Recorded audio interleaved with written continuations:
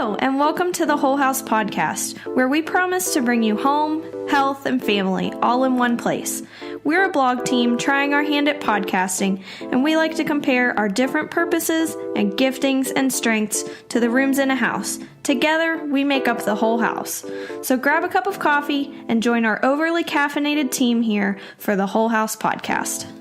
Hi, we're doing a coffee break here today on the Whole House Podcast. And we're going to talk just for a few minutes about nurturing your child when it doesn't come naturally. Because often we have this myth that we believe that nurturing your child means that you're always going to be pleasant and sweet and feel like being that way. And that's not the case. So I'm going to let these other ladies pitch in a little bit before I keep going. Well, this is Carly. Amory's here too, and we both have small children, so we're very used to feeling this way. And we're not scared to admit that sometimes we don't want to take care of someone before ourselves. And we talked a little bit earlier about how we never realize until we have kids how really selfish we are. Yes. How much we really do desire to serve ourselves before others, even when, like, just the mark of my life, I want it to be to serve others. And so it is hard to be faced with that, like, very real part of being a human where you're selfish. Yeah, and I think that we often have this ideal of serving others as long as it's in the parameters that we want it to be in. At the time we, go volunteer at the outreach from 7 to 9, and then it's very controlled. But as we said earlier today, because we had a live The Whole House coffee hour with a bunch of other women and children here, and we talked about this to kind of get this feed going. If you want to learn how to be unselfish, just have children. Yes. Yes. Because going back to what Kathleen said just a few minutes ago, if you have this ideal in your head of you're going to be happy and smiling, and it's portrayed in a lot of different media forms and stuff like that, especially TV, when you're watching a show and, like, the kids wake up and the mom's already awake and is dressed and has her makeup on. And I've just been going through this period where my 3-year-old is waking up. Like, obviously my littler ones are waking up all night long, but my 3-year-old is waking up before I'm even mentally ready to be awake for the day, and she's insisting that I, get up and get her breakfast and things like that. And it's a battle within, myself to just either lay there and just let her go and do whatever, or to get up and be purposeful and make our morning better by getting her breakfast and talking to her because she wakes up with such energy. And I just want to be that selfish mom and lay in bed and let her go and sit and watch TV. So here's something, I do get to sleep a little bit in the morning. My husband gets up 2 hours before I do. And he usually gets up with Judah, who is 2. And he's fallen into the trap of, just turning the TV on for Judah. And so now I'm having to, redirect Judah away from the TV. Yes. 17 times a day. Yes. And it's getting really difficult. So you're going through a retraining. Yeah, I'm retraining because we fell into the trap of being lazy and just turning on the hard, TV. Yeah. It's hard not to just know that TV is right there, and they could just sit there and watch what they wanted to watch for a half an hour, and you'd have this time to yourself. Even more so nowadays than when my children were young, because when my children were very young, we used this thing called a VHS player, where you had to put the tape in and rewind the tape. Funny. But one of the myths I wanted to talk about is people assume that if you stay at home that because you stay at home, Yes. your home is completely organized, you're always joyful. And like Amory was saying, you always have your hair done, you always have makeup on, which she does have makeup on today. Today. And I do have lip stain on, so it's not going Because anywhere. I was seeing other people today. Because there are other women here in the home. But that's just a myth. And the idea that we don't get frustrated in our jobs just doesn't make sense, because if you talk to any woman who has a full-time job, does she get frustrated at work? Of course. Do things go wrong at work? Of course. Does she feel overwhelmed and frustrated with her job sometimes? Of course. So why do we think that we shouldn't get Yes. frustrated as mothers? It just doesn't make any sense. Right. It doesn't. Especially when you think like, I should not get frustrated as a mom, and then you go out in public and you see other children that are behaving poorly, and I mean, their moms are just doing the best that they can, but you're like, but at home, I should not feel this way. I should not have to I should not be dealing with this frustration. Or even when you go out and you get frustrated with your kid for acting poorly, you're like, why are they doing this when other moms are going through that too? And you're just thinking that there is something wrong with you and your child because they're acting this way.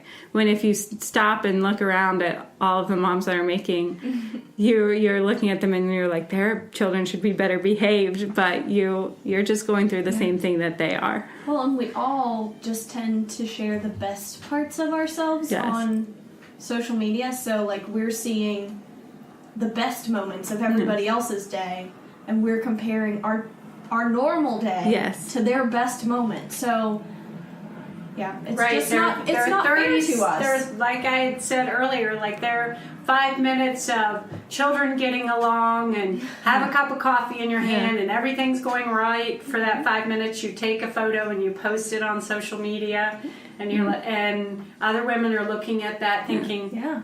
why can't I achieve that? Yeah, and what you don't know is that while they were typing that up, all 3 of their kids had a breakdown at the same time. So, here's something Right. I have purposely done. I only follow people on social media, Instagram in particular, who will take the good picture, but then post the bad picture of what's really happening and tell you that their life is not perfect. I don't want to compare myself to people who only show their perfect selves. Yeah. A while ago, well, I guess it was a couple years ago before Moira, my second one, was born, I started following all these DIY, home DIY crafters on Instagram. And in my head, for some reason, I would look at a craft and I'm like, I'm going to do that. I'm going to go make that sign right now. But then in my head, for some reason, I was like, but their houses are all clean, so I have to clean my house before I do my craft. And I don't know why I thought that, but I just got like so weighed down by the fact that like I have all these projects that I want to do, but my house is a mess. Like, how am I going to be able to accomplish this if I don't clean my house and if my children aren't happy? So, let's switch gears and talk about the things you can do to help yourself be the best mom, the best wife, the best person you can be. Yes. The Things best that you human can do. being. Yes. Yeah, the best thing that I've found is to just, because I didn't take any time for myself, I had like an exclusively breastfed baby for over a year. Clinging. Yes. I've got a stage 5 clinger, so I did not get away from him for almost, it was probably a year and a half before we even like went out for more than an hour. So now that he's over 2, I'm making it a point to have some time for myself, to do things that are life-giving for me. Like today, we're just hanging out, and my child is off with his uncle. So, and it looks different for everyone else. Like and it looks different for me on different days. Like sometimes I just want to go sand some wood in my basement. You did watercolor the other day while he was napping. Yeah. I painted my bedroom. It's just... Say what you said during the live copy about... I think the important thing to remember when you say, like, take time to yourself, take time for yourself, is that doesn't mean take time to just zone or, like, sit down and just So, because sometimes we need moments to just lay on our bed and be like, "Oh my gosh, I can't think about anything right now," or watch a show and not think about anything. But more importantly, you need something that is like body and soul refreshing for you. You need to take time to really renew yourself and not just zone and forget about things. Because while that's important, the thing that's going to make you a better mom is if you come back to your children and come back. Whether like come back to your children mentally or something, whether they're in the house with you or they're out, is that you come back feeling a little bit of a better person, and like you can go through this day as a better mom because you have refreshed your mind and refreshed your body. So I think that is really important to remember when you talk about taking time to yourself, because for a long time, whenever I would put my girls down for take a nap, I mean, I would feel exhausted and tired, so I would just sit on the couch and watch something. Or you take that time to run around and you straighten up your house really quick.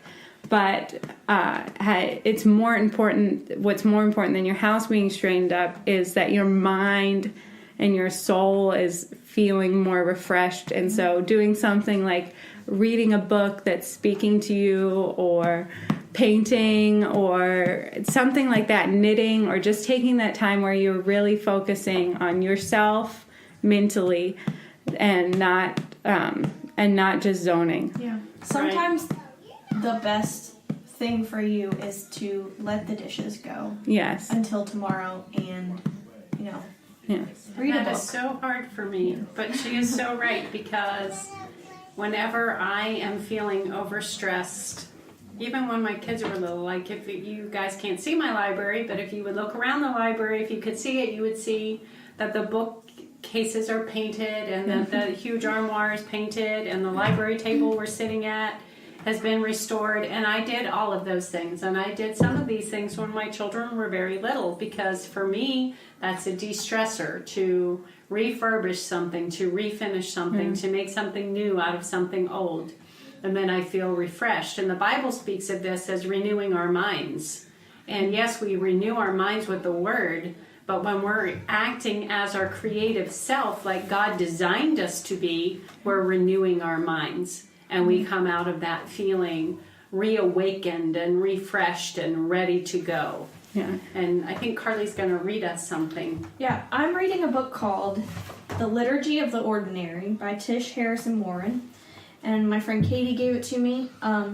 She gave it to me a few months ago, and with like she wanted to talk about it with me, and I put it off, and then so now I'm reading it, and I think in a good way I put it off, because a few months ago even I didn't recognize my need for like self-discipline, to like be much more intentional with what I'm doing throughout the day. And this book is like great, and it's talking about how you can find Christ in the ritualistic things you do every day. So there's one passage in the book that says, our addiction to stimulation, input, and entertainment empties us out and makes us boring, unable to embrace the ordinary wonders of life in Christ. And a lot of the books I read kind of speak to that. Like, I love 1,000 Gifts by Ann Voskamp, and a lot of it is just about, finding God in the everyday, the ordinary things, counting gifts, whether they look like gifts or not. And so, for me, love that. Yeah. For me, it's just finding, if you're not intentionally looking for God in folding the laundry, changing the diapers, it's just, you're not going to enjoy any of it if you're not seeing Christ in it. Yeah. Yes, God can take the mundane and turn it into something glorious if we're looking for Him. And yes, and that's one of the things about nurturing your children when it doesn't come naturally, is that you seek Him, because He took something out of nothing. Like, He can take our nothingness. Like, Lord, I have nothing here. I have nothing for my child today. I'm empty. He can fill that up, and He can take those mundane moments and turn them into something wonderful. But we have to, like Carly said, we have to be intentional. If you're not intentional, we can become lazy spiritually just as much as we can become lazy physically. When we're not looking for Christ, when we're not looking for His glory, then we don't see it. And I'm not saying that every moment is going to be rainbows and unicorns, because it's not. But when we look for it, then we're going to find those moments. Yeah, and we're going to find those moments with our children, with our house. And when we sit there, like when I sit in my chair in the library and I look outside and I'm just, thank you, Lord, for the glorious view. And thank you for the baby swaddled in Amory's arm. Thank you. We just have to be intentional about it. Yeah. And I think that something else that you can do, like moving on to something else that you can do to help with that and to help nurture your child is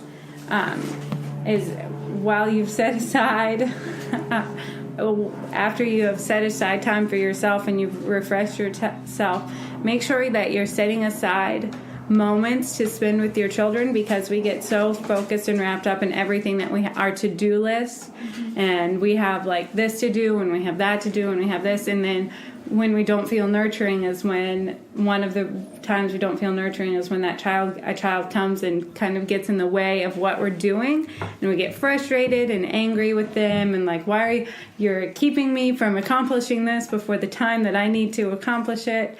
And you're forgetting that your child needs that time with you. So you need to set aside times during the day, and that you are going to sit on the floor with them for a half an hour and read every book that they want you to read, that they keep bringing to you.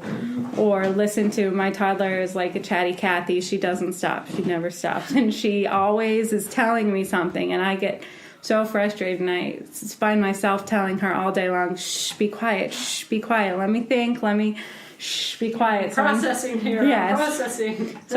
Just this morning, I had to tell Judah, no, you get off the couch. I need to drink my coffee before you get on the couch. I just needed and he wouldn't give it to me. I even left the couch, went to the individual chair, and he still laid on my legs.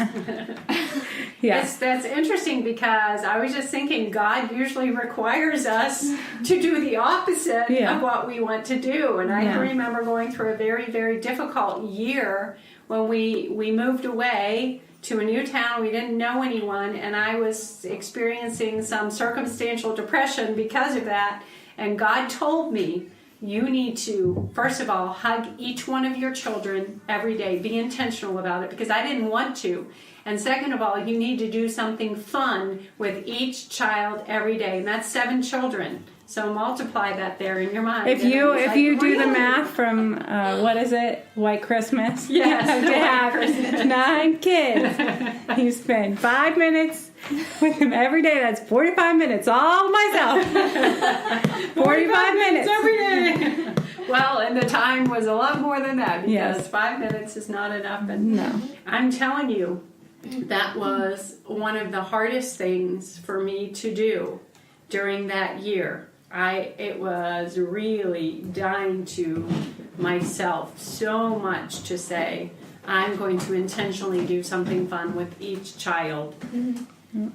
But I can see the seeds of that now, because we often refer to that year as, what do we call that year, Amory? It's like I don't know if we've ever really coined a term, but it's just the year that we all grew really close. The only thing we had was each other. Exactly. So everything that we did everything together, and every night was like a family game night, just because we didn't know anybody. There was nothing to do, so we ended up spending time. We got kicked out of 2 homeschool groups, yes. But that's a whole other story. Yes. God isolated us for a reason. Yes. Yes, he did. We couldn't find a church to go to.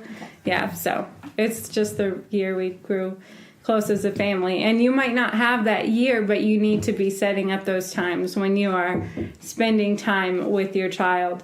Whether you can manage it individually or as a group, or as with your child group, your children in a group, I can't speak, you need to be setting aside time where your focus is only on them, and that will help you nurture them, because you can't it's hard to be nurturing when you're focusing on something else. So make sure that you're setting aside time only for them. Here's something cool to think of. What if, so you could go, 20 years, raise your children, and look back and have to look really hard to find the good moments, or you could be counting the good moments as they happen. Yeah. And then they're not so easy to forget if you're naming, if you're conscious of them. Yeah. And here's the lesson in the year of living in a new town was, it wasn't, the lesson was move to a new town and be isolated. The lesson was, God is going to require you to choose intentionally to nurture your children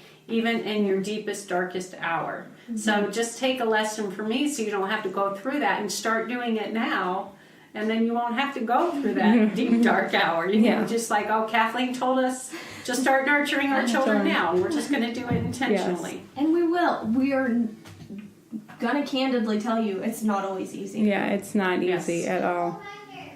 It's not easy. But it's worth it. It is. God calls us to holy work, and it's always worth it.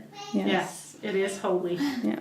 So I'm going to read just one more quote as we close out from the same book, The Liturgy of the Ordinary. It says, God is forming us into a new people, and the place of that formation is in the small moments of today. Wow. That's good. So we're just going to wrap this up. And anybody have a closing remark? I guess my closing remark is just reminding you of basically wrapping up this podcast by saying two things.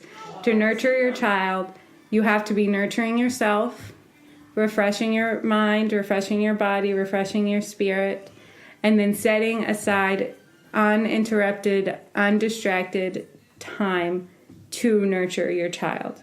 Be intentional in how you live out your day for yourself and for your child. Don't just go through your day getting frustrated because you're just going through your day and not thinking about your day, how your day is going. Put thought into your day.